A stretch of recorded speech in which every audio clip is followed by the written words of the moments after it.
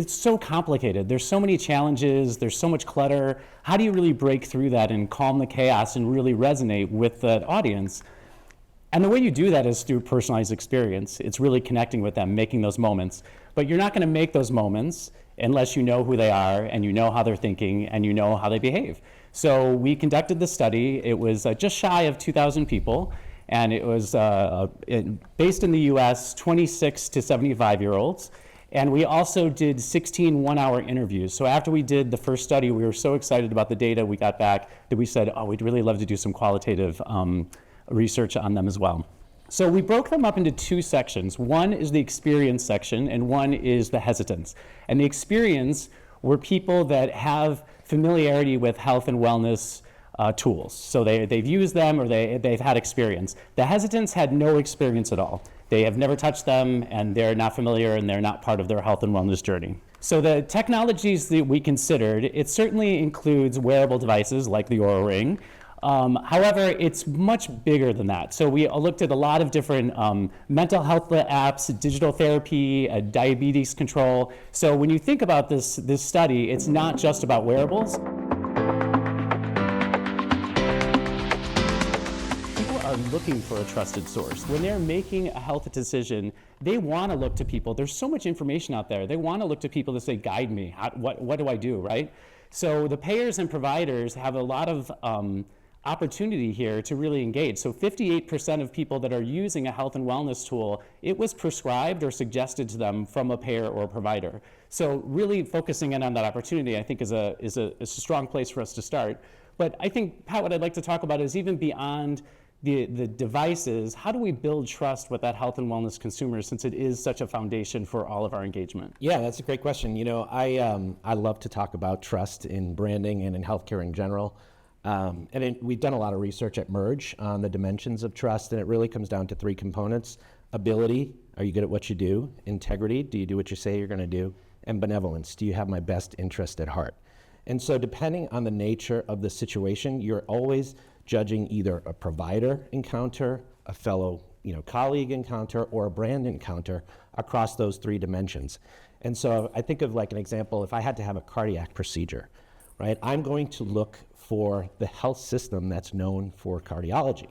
I'm going to look for the cardiologist who's done the most procedures. Ability is going to be the driving component of trust for me for that encounter. For the same situation, if I think of it through the health plan lens, it's going to be benevolent, right? So am I going to be covered for this procedure? Are you going to make it straightforward and easy for me to engage in having this procedure done in this very vulnerable moment I'm in? So trust is really important. When you think about it through those different lenses, you can adjust the way you communicate to really match what's most important in that moment. One thing I want to add to that too, Paul, is that trust is easily broken. And we had discussed this yesterday. Exactly. So as a payer or insurance company, if you send one explanation of benefits that doesn't make sense, all of a sudden you're the bad guy. If you're a provider and Dr. Matt gets hangry, Dr. Matt gets tired, AI doesn't, by the way. If I'm having a bad day and my experience, the experience I've given my patient is not positive, that'll look poorly on not just me, but the hospital I'm working for, the brand of the hospital, and other things too.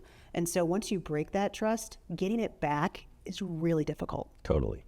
Yeah, and it's really what the data showed was that, to earn that trust in the experience, you need to make it simple, you need to make it personal, and you need to make it accessible. So use plain language. Show me that you know me. That's really what folks are looking for in these experiences. And trust isn't something that you claim, it's something that you earn. So going on to the next one, the experience is essential for engagement. So at Merge, this is what we do. We build experiences, right? So this was what was really interesting for us to understand. But some of the details of this were, when people were engaging, they really wanted a seamless onboarding. They really had to be engaged with it. And it had to be adaptive. That was the other thing. They didn't want one thing that did one task and that was it. And then the other thing that we realized is there was there was definitely a blend of having too little information and too much information. So notifications, for instance, if there were too few notifications and people weren't really engaged, then it didn't become part of their life and they sort of tapped out, and then it wasn't that engaging. But if you had too many notifications, then it was noise, and it was something that, it was my Oura ring this morning, right? It was too much. So there's really a Goldilocks problem that we have, where we really need to understand how to engage them the right amount. So finding that balance is really important. So this is for you, Pat. How the solutions that we're building for clients, how do we find that Goldilocks, that place? Yeah, it goes back to what we were kind of talking about earlier, where, it's important to make the user feel seen, right? And I go back to that same statement of show me you know me, right? When you show me you know me, I'm going to have more trust in what you have to share. If you're just treating me like a monolith and you're treating me the same way you treat everyone else, then it doesn't feel personalized to what matters to me. So when you're collecting data, you need to make sure you're collecting data with a purpose. What are you going to be using that data for? And if you don't have a purpose for the data that you're collecting, don't collect it. Access to health is essential, yet challenged. So access to health is really important. It's something we're thinking about very often. And this was from one of our interviews, this quote that really resonated with the authors of the research. And that's, Robin said, when you're not financially stable, you're not mentally stable. I think that's a really powerful quote. And it really shows how your financial wellness is so aligned with your health and your health decisions and your behavior. And we're not just talking about money in the bank, although that's part of it. We're really talking about how it affects your sleep, how it affects your anxiety. So financial wellness is really important. And we've also realized that health at this point feels a bit like a luxury good. So Dr. Matt, this question is for you. You just wrote a book called The Borderless Healthcare Revolution, and that will be published in December. So that's one of the reasons we wanted to have you part of this conversation, because of your insights on this. So I would love to understand what are some of the challenges and barriers to really enable health access?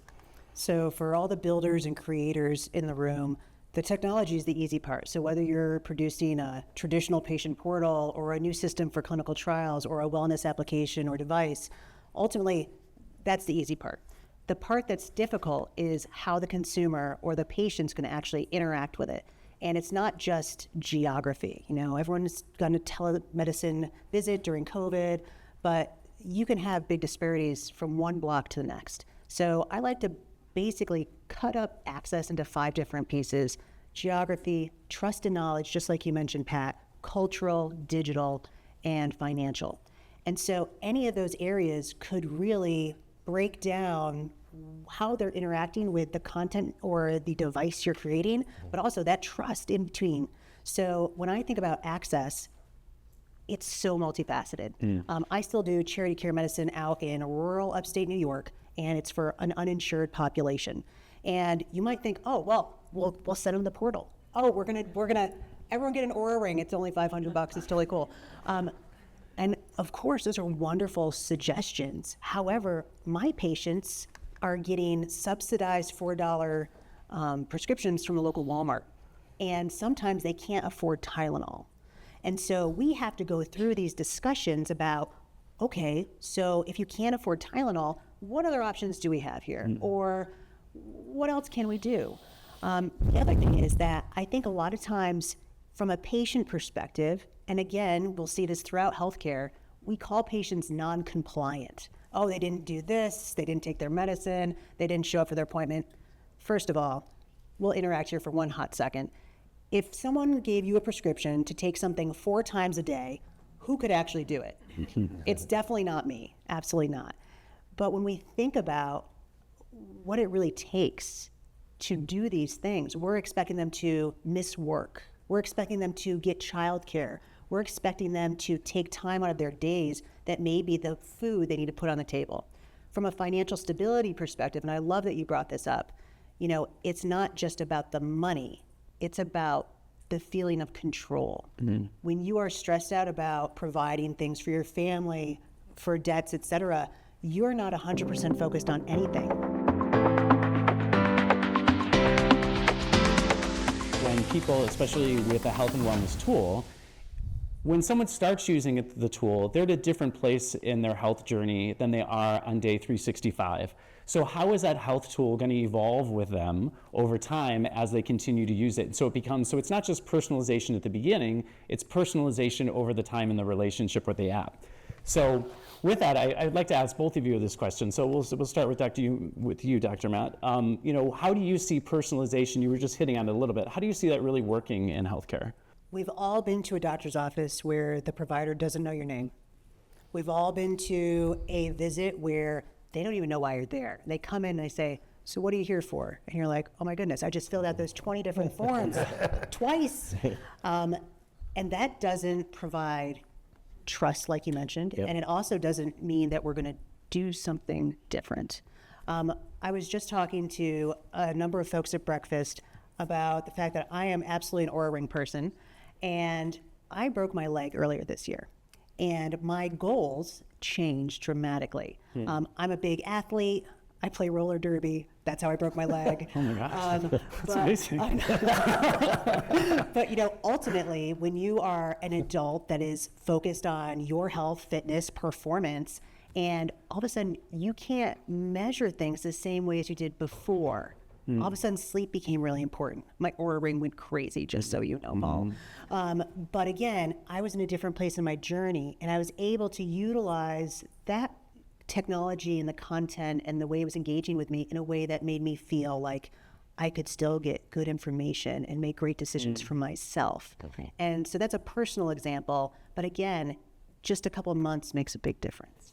That makes a lot of sense. That's so interesting. And so, Pat, for our experiences that we build, I mean, I feel like this is also a very large topic for you of how we do personalization. But are there a few key points that we could talk about? Yeah, I mean, I think Stephanie really nailed it this morning when she talked about, AI unlocking this potential for the idea of whole human marketing.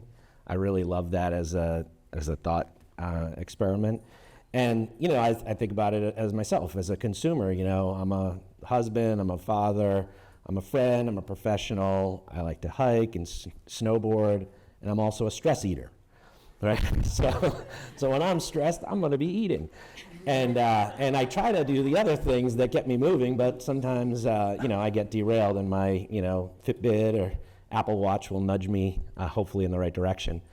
But one of the things we do when we're designing experiences at Merge is we use the COM-B model. So that's capability, opportunity, motivation equals behavior change. So capability, do I have the skills and knowledge to change my behavior?